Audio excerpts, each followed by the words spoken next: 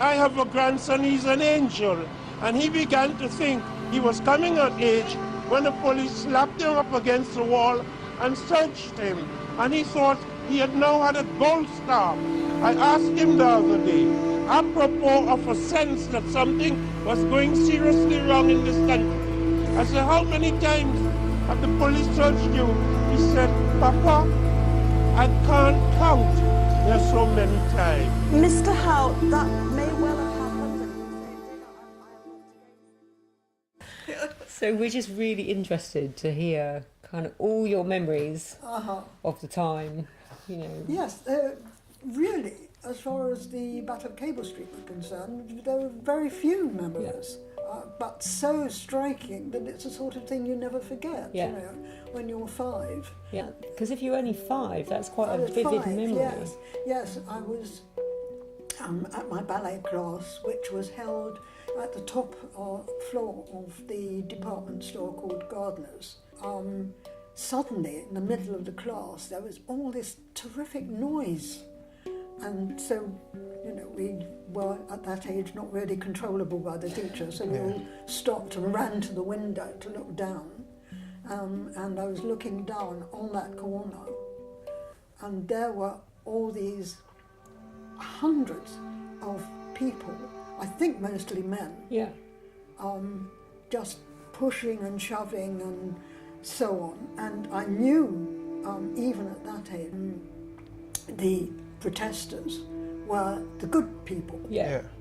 And so I looked down and saw them, and on the left of them I could see the police on horseback.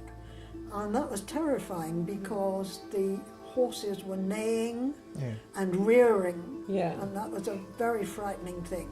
And the mostly people were behind the police, but I didn't see them because the police stretched so far that you couldn't see anything but the anti-fascist protesters and the police. And then I saw the police beginning, they were desperate to let Mosdy get through, beginning to hit people, the protesters, over the head with their truncheons, and men holding their heads like this with blood pouring down their faces. And that was all I saw, and we all went to sit down. We didn't want to see any more. But it was the sort of thing, you know, I'd never seen blood before. And blood pouring down people's faces. But as a child, it seemed, if you can imagine, you know, these are all good people. They've all come out to protest against these nasty people who wanted all the Jews out of the East End.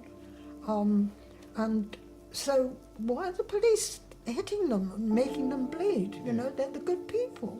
They ought to be on their side. And it certainly made me feel very suspicious of police practically all my life. Really?